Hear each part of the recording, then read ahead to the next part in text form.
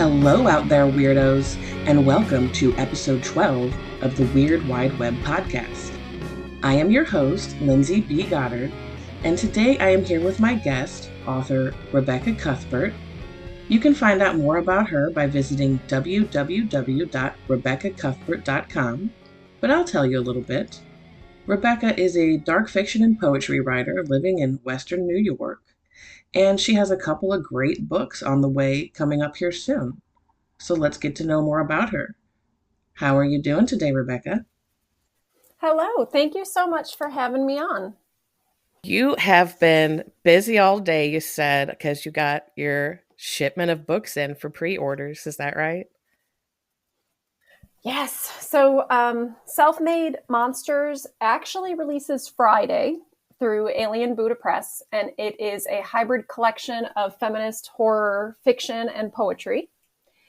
And I was trying to get all my pre-orders together yesterday because the books arrived yesterday, and get those all mailed out before work this morning. So and that's the behind the scenes, but not a bad day.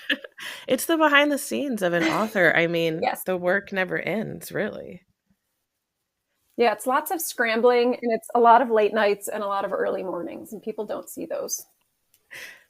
But on my end, as someone who's had the pleasure of reading Self-Made Monsters, I'd say it's paying off because I was really impressed. Thank you. It's exactly my kind of fiction. Without saying too much, I would say that your writing almost says more by not saying everything, if you know what I mean. You leave a lot up to the reader. You do, because you're the writer of it. But you leave a lot up to the reader, and it's almost creepier that way. I really dug your collection. Thank you. Yeah, I'm super into subtext, and I know that's a nerdy thing to say. But I do like implication, I like when we as readers, so this is like as a reader, but this is what I try to do as a writer too. When we as readers get enough of a story to be able to figure out maybe like the last moments of it without getting those moments, I really like that. Yes. I love that. And you pull it off very well. And the foreword, you got a foreword from Laurel Hightower, and I'm a big fan of her too. So congrats on that. Thanks. Yeah, that was a win I did not expect. But advice to everyone is just ask. People are going to say no sometimes, but people will say yes sometimes too. And you don't know until you ask. That's great advice because, yeah, I'm bad about asking. I'm a big chicken. So good on you for that. I will start pushing you to ask people. Speaking of being a big chicken, this is a great lead-in. The illustrations in your kids' book are terrifying. Oh my gosh, yeah. So they are, and I'm so happy. I'm so happy you said that. That makes us happy. And I'm going to tell Dakota, the illustrator, and she's going to be so happy too. So we have I'm talking about me and Dakota, my partner in this. Yeah, and I was going to try to not slaughter. I'm sorry, but I was going to plug her before we talked about her, but I didn't know the last name. So it's Dakota Marquardt. Dakota Marquardt. Okay, beautiful. Now I'll let you talk. It looks harder to say than it is, because there's like the Q and the U. It does. It's Marquardt. But Dakota's awesome. Dakota is a former student of mine, going years and years back. So, it was a while ago. But so Dakota was a student of mine. She has a degree in animation and illustration. And I remember from when she was my student and I saw a bunch of her work that she did like the creepiest illustrations, and I loved them. And so I decided one day, like, hey, I'm writing a children's book, and I found a publisher for it, and we needed an illustrator, and I thought of Dakota, and we just were lucky enough that she signed on with us and said yes. And it's just great because it's that whole second person perspective where you're forcing the reader into the viewpoint, of the character. And I actually need to show it to my 13-year-old son because even at 13, I already know he's going to be like, that's creepy. I would love to get his review. I can't wait to get like kids' reviews on it. So we did decide, and for everybody who's like, what are you talking about? We are talking about a book called Down in the Dark Deep Where the Puddlers Dwell, my first children's book, and it's going to be out November 12th from the Malediction imprint of AEA Press by Jason McCord. And we decided right from the beginning, I was like, I don't want to do cute monsters. Like, Monsters Inc. is great, you know, but I was like, there's enough of that. I just feel like there's enough of that in the world, you know, like the Count from Sesame Street, like he's adorable, you know, he's not scary. All the monsters on Sesame Street, there are so many cute monsters out there. And I was like, let's not do that. Like, let's scare some children. And you pulled it and off. Our group chat with Jason and Dakota and myself, it is called Scare the Children. And that's like been our goal from day one. Cause we're like, what do, you know, every like horror fan, every horror author who is anywhere, I would say between like 30 and 50 right now, if you're like, hey, what books did you love as a kid?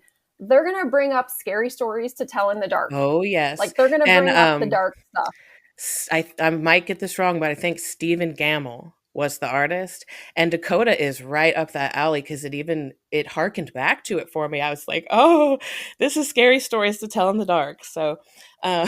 I can't wait for you to see her second. So we've already started working on the second book.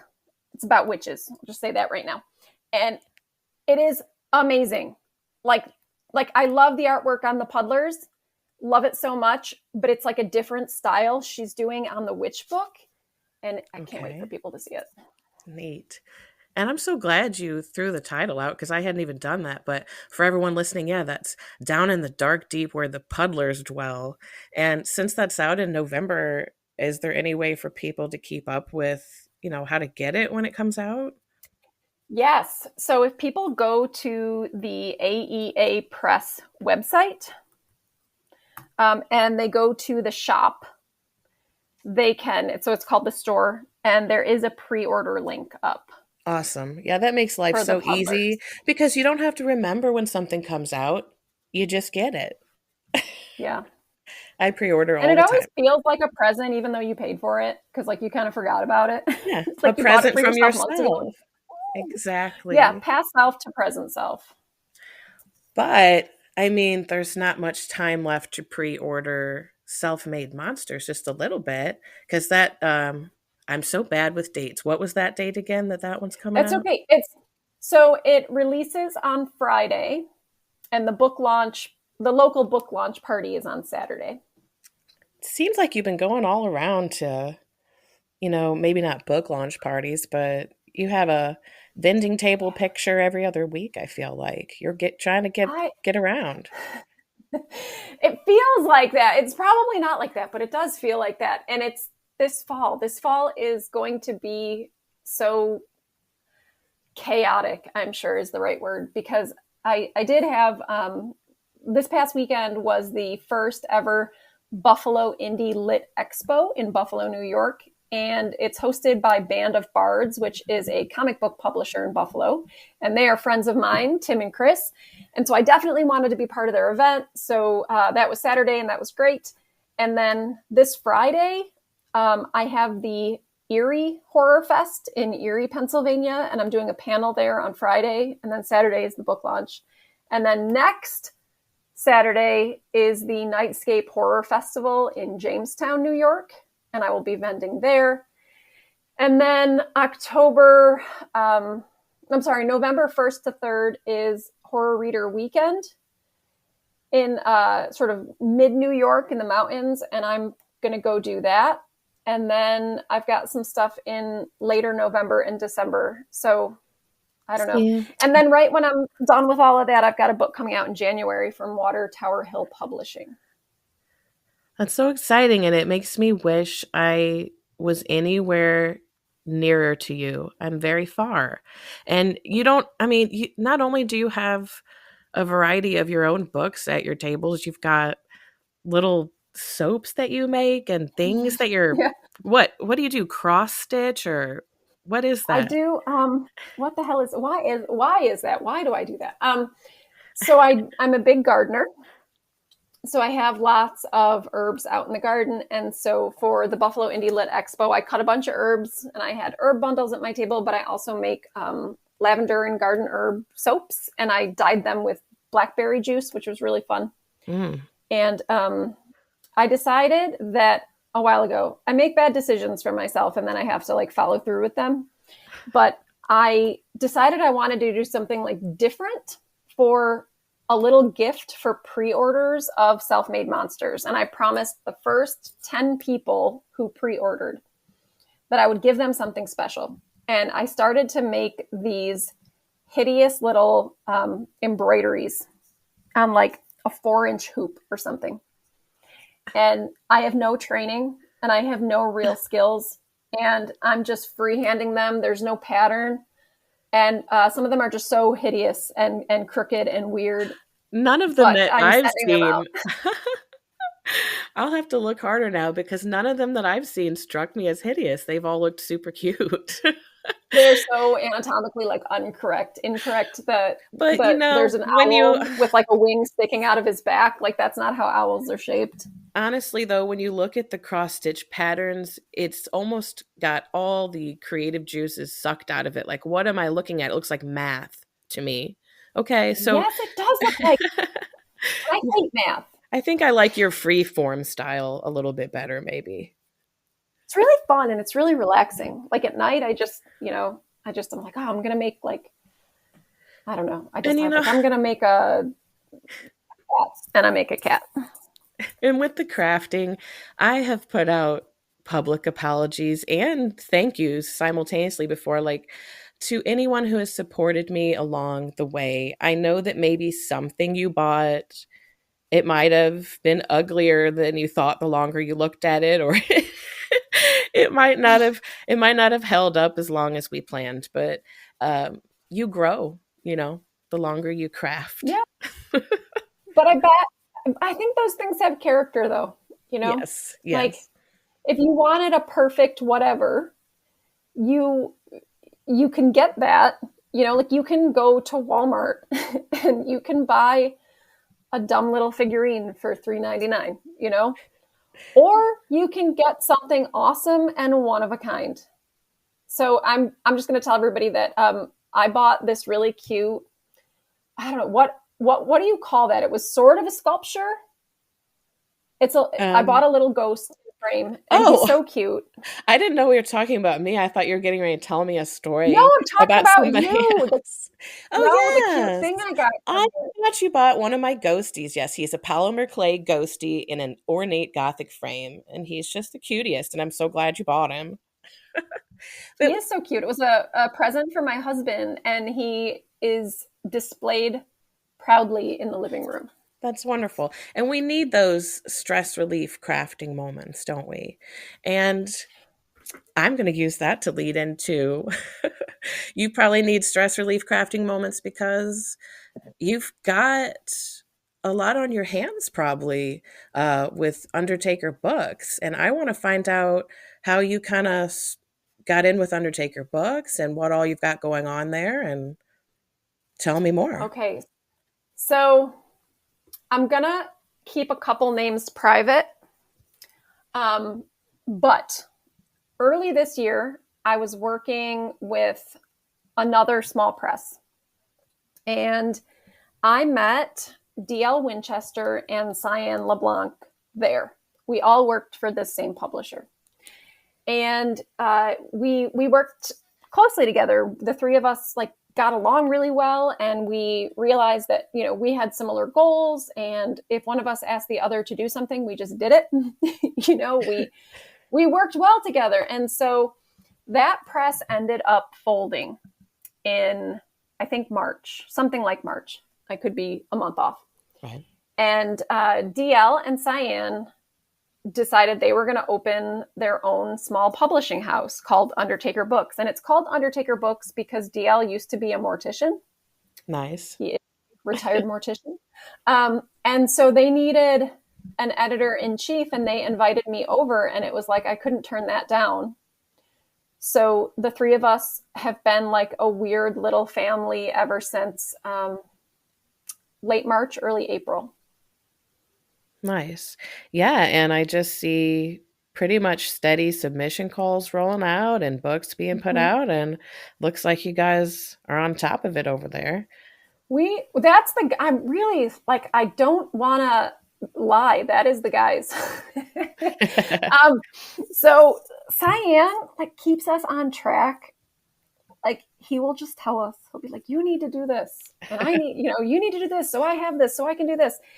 And he just kind of keeps us all on track. And Cyan does all of the publishing, and he does all the formatting, and he does all the marketing, and he does all the web design, and he manages our online store. He does so much. Like he's Priceless our publisher, colleague. but he's got 10 different hats that he wears there.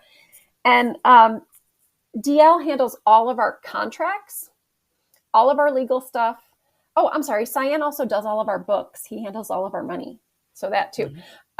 So DL does our master schedule. He does all of our legal stuff. He is an associate editor.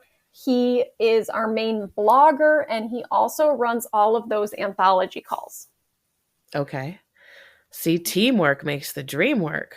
There you It does. go. And we Wow. also communication too. And like, I know that not everybody is like this, but we are freaking messaging each other 100 times a day, every day. If no one hears from anyone else by noon, we kind of check in to see if like everybody's fine. DL works nights, so he works third shift, and Cyan works super early because he's also a florist. So it's like they they are up and like raring and ready to go. And by the time, if I wake up at 7:30, I've missed 20 messages because those two are already at work and doing stuff. Well, that's a motivator. Yeah. So sometimes they have to like wait until I wake up if they need me to vote on something or whatever, because they're always going to be up earlier than me. Sometimes that's how the best stuff is born, is just those inbox threads. Yep. Yes, I feel that. So are you excited about Halloween? I am excited about Halloween, but it's going to be a weird year for us because we are going to be traveling. And usually we do like big Halloween stuff here. And we do have house sitters, and the house sitters are going to hand out candy for us, which is super sweet of them. That's right, because you had that like, convention. we don't want to get a bad reputation with trick-or-treaters. Yeah, we're going to Horror Reader Weekend. It's Horror on the Hudson. And so, it's like we have to miss Halloween at home, but we don't want to disappoint our trick-or-treaters because we've been working really hard. We add to our front yard cemetery every year. And we give out full-size candy bars because like if you can win Halloween, we want to win Halloween. Yes. And so we can't just like not be here for a Halloween. So our wonderful house sitters are going to be making sure the trick-or-treaters get their candy. And you're paying them in full-size candy bars, I'm sure. Yes. Yes. Hey, I'd do it. Yes. Well, we have like easy pets, but they're also really needy. So we need like full-time house sitters when we're gone. Like, it's not a place you can stop and check on once a day. Okay, so tell me about your pets. We have 3, and one of them is a Russian tortoise. So he's kind of just like a moving rock that you have to feed every day. He doesn't interact. Indoor Russian tortoise? He lives in a rabbit hutch in our living room. Okay. And he has a ramp in it. It's got like another little second story, and he climbs the ramp up there when he wants to. And he's gentle. He's a very gentle, lazy tortoise. And, he sleeps most of the day, and he eats, and then he goes back to sleep. And what was his name? Do you want his full name? Sure. His full name is Humphrey Jethro Clinker Cuthbert. All right, naturally. We just call him Humphrey. And we don't know how old he is because we got him third hand from Facebook Marketplace. Like, someone just didn't want him anymore. And they had gotten him from somebody. He's possibly an elder. We don't know. He could be, or he could be 9, We've had him since 2015. And they live to be about 70, so he might outlive us. depending on how old he is now. That's how a lot of because I always want exotic birds and they live a heck of Mm-hmm. a long time too. Okay, Yeah. so now I'm getting Okay, distracted so by that's birds Humphrey. that we No, don't that's all have. right. Okay, That's next. Humphrey. I would say if somebody wants a tortoise or like a macaw or something, go to one of the rescues so that you can get one that's middle aged. Because oh my gosh, you've got to put those suckers in your will. Like we made one of our nieces promise that they would take Humphrey if he outlives us. So Absolutely. It's a whole commitment. yes, and then you got to dump him on a family member, which we're totally going to do to Yeah. our little baby niece who promised when they were like 9 years old to do this, and now they're a freshman in college. And we, every couple of years, we just make sure that they're still going to take him, and they always roll their eyes and say yes. So that's Humphrey, and then we have, and he, by the way, he likes to be outside, but he's really a lot faster than people would assume. And I've lost him a couple times. Like I've lost track of him in the yard and freaked out. Oh, wow. Because he just blends in, he's sort of this brownish color. So you really got to watch him. Sometimes I stick a neon Post-it note on his back, and that helps a lot. I should do that every time because I can't tell you how many times I've panicked because I couldn't find him. One time we had to enlist all the neighbors to help us, and somebody found him in the brush pile. Yeah, So, but and it's kind of the same with my cat. He'll get away because I let him out on the deck in the backyard. But it's like, at the same time, you feel like they're prisoners if you don't ever let them see the light of day. Yeah. No, he's got to get exercise. He just needs a Post-it note on his back. Yeah. And then we have Athena, and her name is Athena Versita Cuthbert, and she is a beagle, and she's an old lady beagle. We got her when she was 8 from a rescue who pulled her from a kill shelter in Kentucky. Nice. And she's lazy and entitled, and really needy. And then about a year and a half ago, we adopted a 6-month-old orange cat from the rescue where I volunteer. I volunteered there for about 10 years. And he's just a freak. And his name is Barnaby Jones Cuthbert. So that's everybody. Do you ever put him on a leash so he'll be a freak on a leash? No, but we did get him one of those kitty backpacks. And we did take him for one walk around the neighborhood, and he got a little bit overwhelmed, but we're going to try again because we think he enjoyed it. It was just a lot for him, Yeah, like the whole see-through bubble that you strap on your back with the cat on it. Right on. Yeah, I've been meaning to get one. Yeah. Yeah. And we've taken him out in the yard in it a few times, like to practice with him. So he just needs to get used to it a little bit more. Well, because my Otis, he loves his outside time, but he's only about 5 pounds and he's really good at blending in with everything and just not coming when I call him. So it's a whole issue. 5 pounds is kind of a tiny cat. Yeah, he had a tapeworm when he was a kitten, so he's just like a forever kitten now. He's fully healthy, but he's Yes. And I lose him all the time. Oh, poor honey. He needs a Post-it note on him, too. I think maybe he does. Just get him like a little neon t-shirt. It sounds like you're an animal lover, and they know you're a nature lover, and I definitely got that vibe from at least one of your stories, and I think there was a couple. Yeah. Self-made. I like to write like eco horror and stuff and nature horror. I've got some fjord horror, but it's not in that collection. What's fjord horror? So I didn't know fjord horror was a thing, but I was talking to some writers in a group I'm in, and I was like, I've got this fjord horror. And somebody was like, I've got a fjord horror. And somebody else had one too. And so we're like, whoa, is fjord horror a subgenre? And we decided it was. So. Oh, okay. Horror that takes place, in a fjord. In or near a fjord. I only can think of that Wayne's World scene, and he's like talking to Drew Barrymore. That's the only time I've ever heard the word fjord, to be honest. To be honest with you, fjord lovers, I'm kind of a noob. I don't know why. I don't know why. I love research. I get like super into research, and I think that I was writing a horror story, and I think it was like winter. Winter was the theme or the prompt I was using. And so then I decided, like, oh, Canada. But like, what the hell do I know about Canada? Nothing. I live near Buffalo, so Canada is an hour away, but that does not make me an expert on anything Canadian. So I did a bunch of research about the eastern coast of Canada and all the little weird like inlets and fjords and bays, and it's a fictionalized, fjord, but it's based on a bunch of research. I researched sharks for that story. It was fun stuff. It was a good time. Research is like a fun rabbit hole. Mm-hmm. Yeah. I try to convince my students about that, and I don't think they believe me, because I teach creative writing at SUNY Fredonia, and I tell them, like, I love research and I nerd out about research, and they kind of raise their eyebrows because I don't think that they understand how it's fun.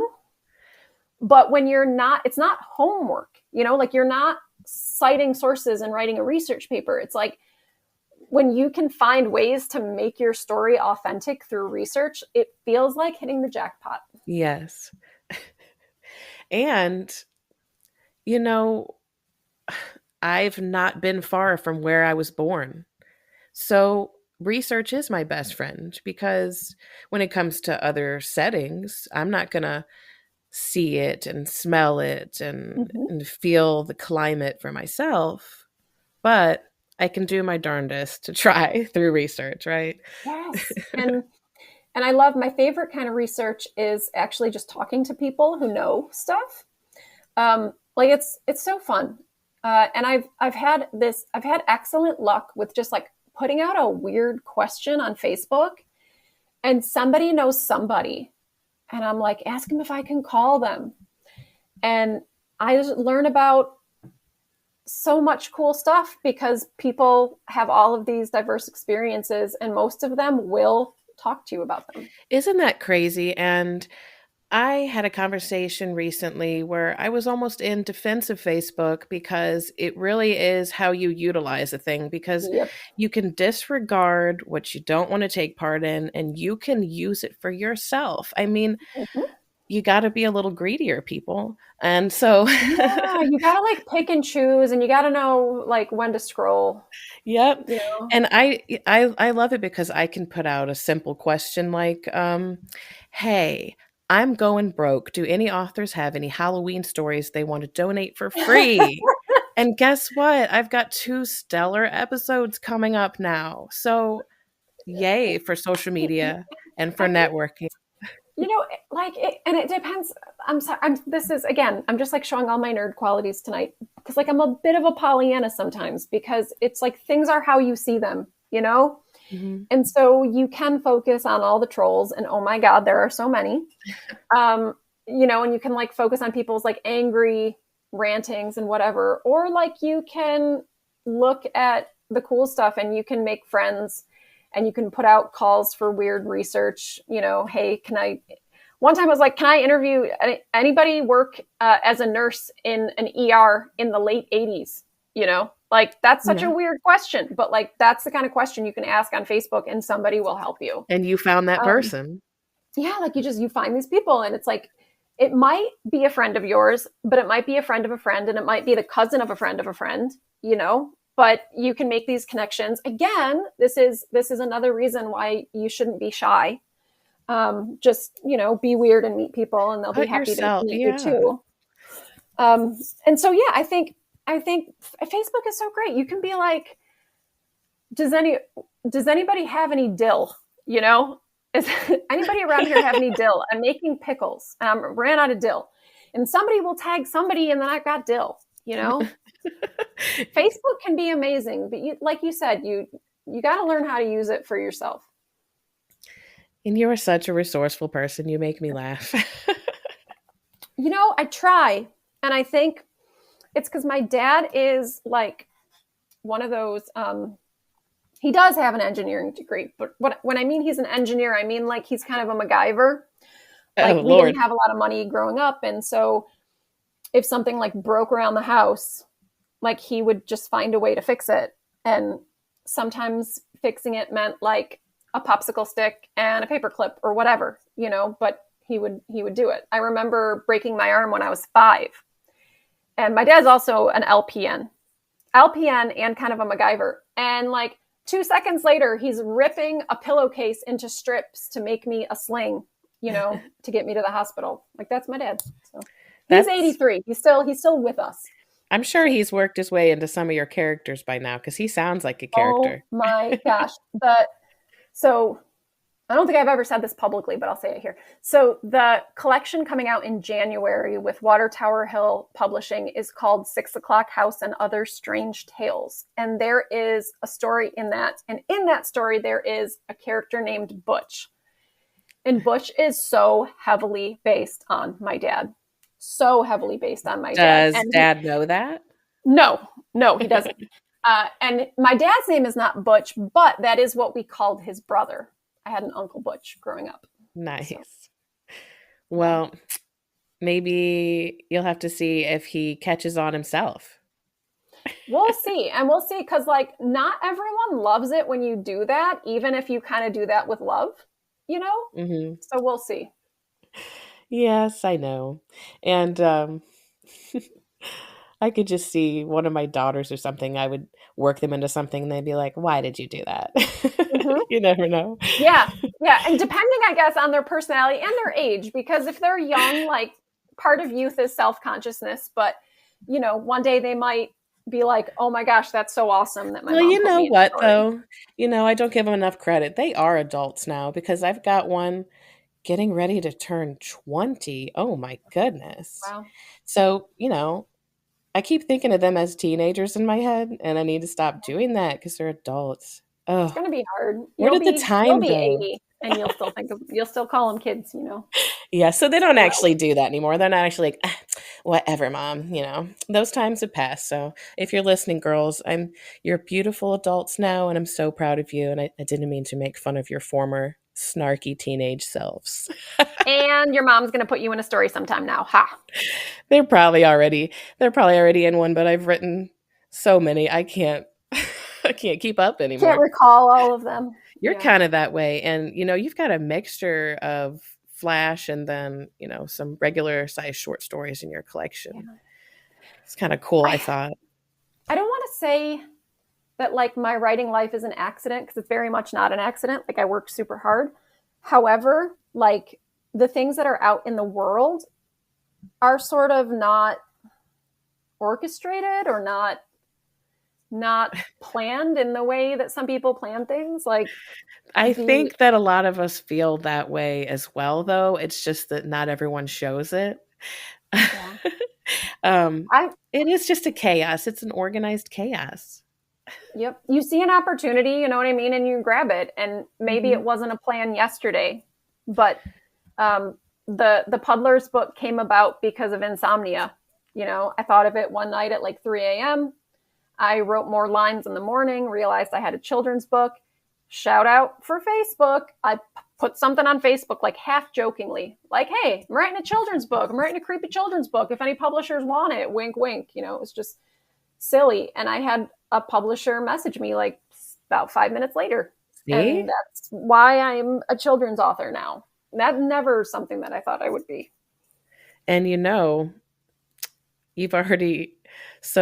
already doing 2. It's not going to stop at 2. So I think you're just probably a children's author now as well. Well, we actually are contracted for 4. And I say we because I'm speaking for me and Dakota, because I only want to do this if Dakota's doing it too. I had a feeling, because when an author and an artist do well together on a kid's book, it's like, well, you got to keep going. Yeah, like I no offense to any other artists out there, but like I don't ever want to work with anyone but Dakota for illustrations, because she gets me and I think I get her, and like you said, we just kind of mesh well. But we have 4. We have 4 and they're, written and everything, and like I said, Dakota's working on the 2nd book already that's going to come out next year.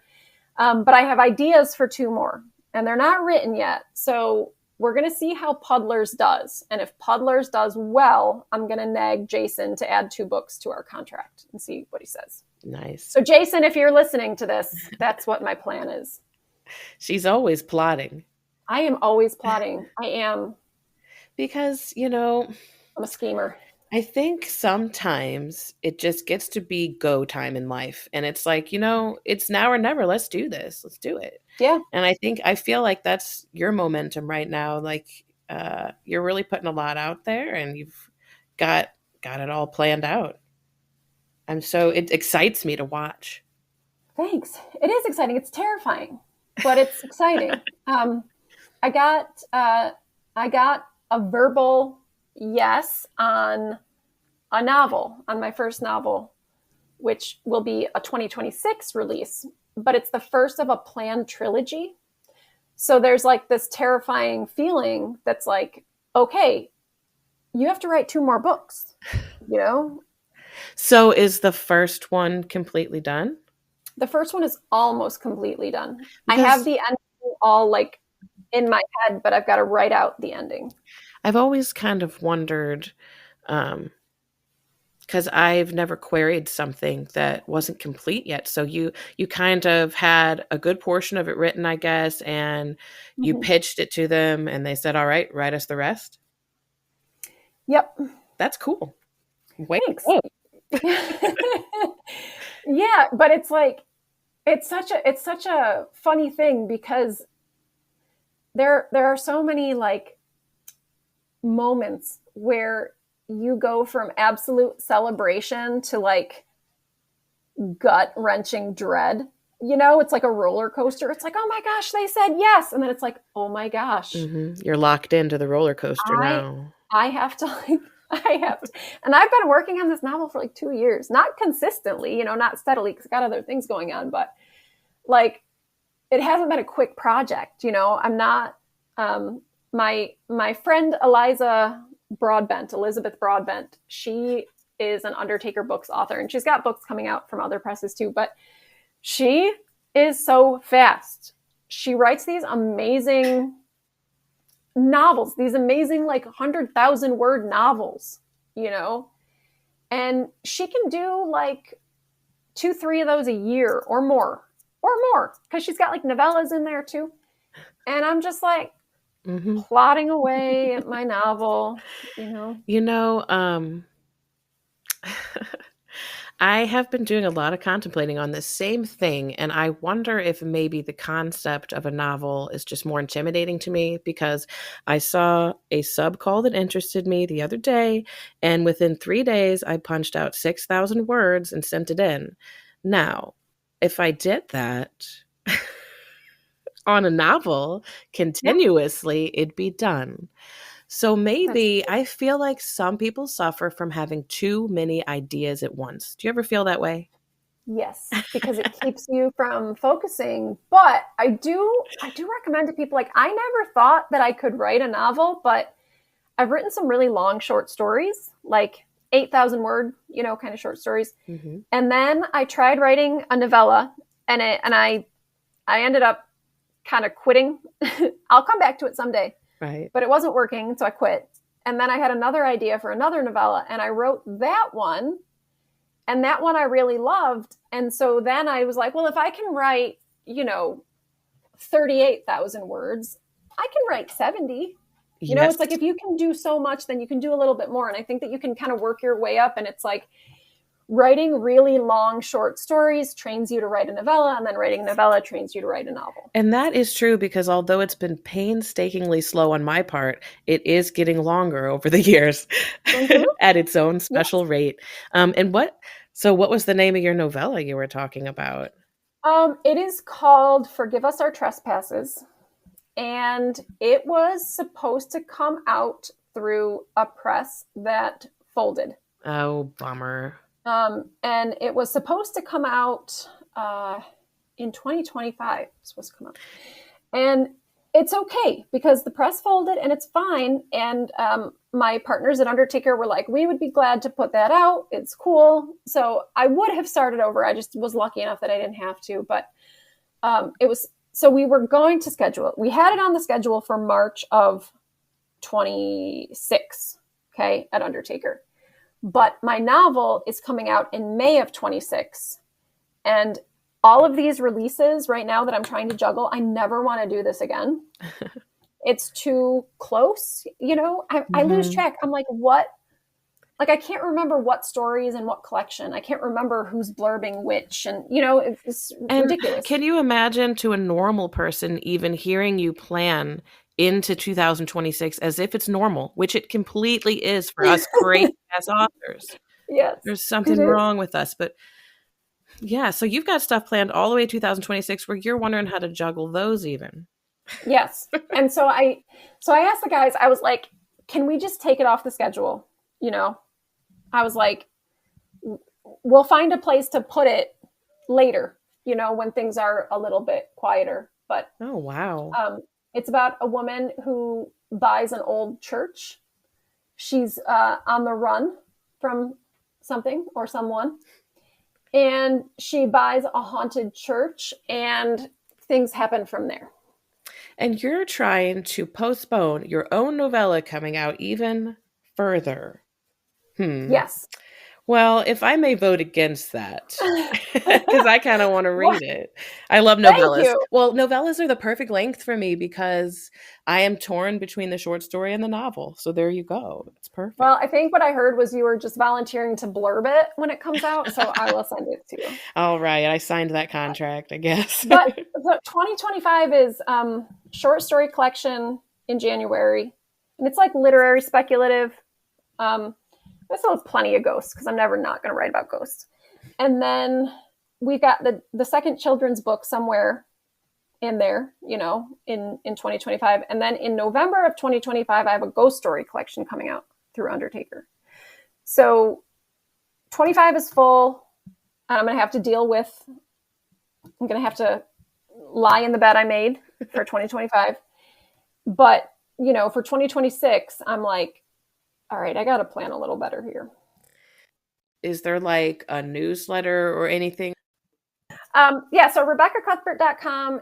I have a blog that I don't keep to any kind of schedule, you know, so like there's tons of blog posts on there, but it's not like I'm not an organized enough person. Well, it's because you're juggling so much. It's not that you're disorganized.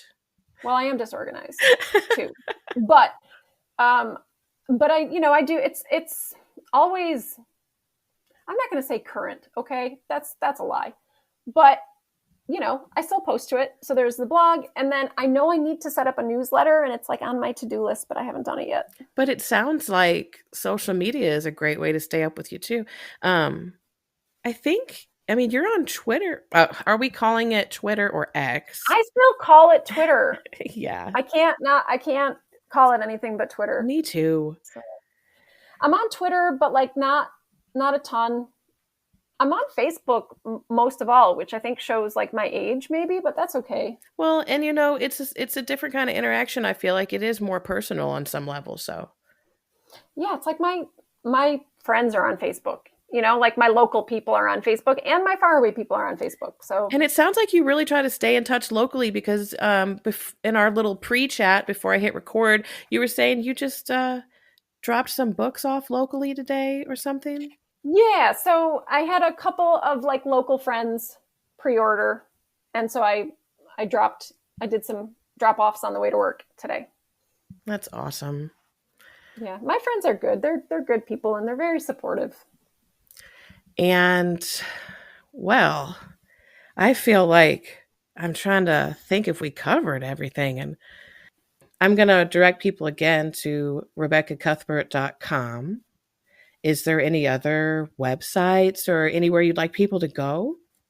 Well, if you would like a non-cute kids monster book, then definitely go to AEA Press. And that is www.aeapress.com/shop. And you can pre-order Puddlers. And on Friday, the link for Self-Made Monsters will be live, so you can get a copy of that. If anybody out there is a book reviewer and you would like a review copy, please feel free to contact me through social media, send me a message. That includes January's book. That includes 6 O'Clock House and Other Strange Tales, if you're interested in reviewing that. My other books, Creep This Way and In Memory of Exoskeletons, are both available now, and you can find both of those on Amazon. And Creep is also available through Ingram. And yeah, I guess, I mean, if you follow me, you're going to get a bunch of cooking stuff and plant stuff and dog stuff. But still, if you're interested, give me a follow. Yeah, but there's almost zero negativity, I want to say. I mean, I don't want to pressure you to never vent if you're feeling like screaming and saying, screw this. That's great.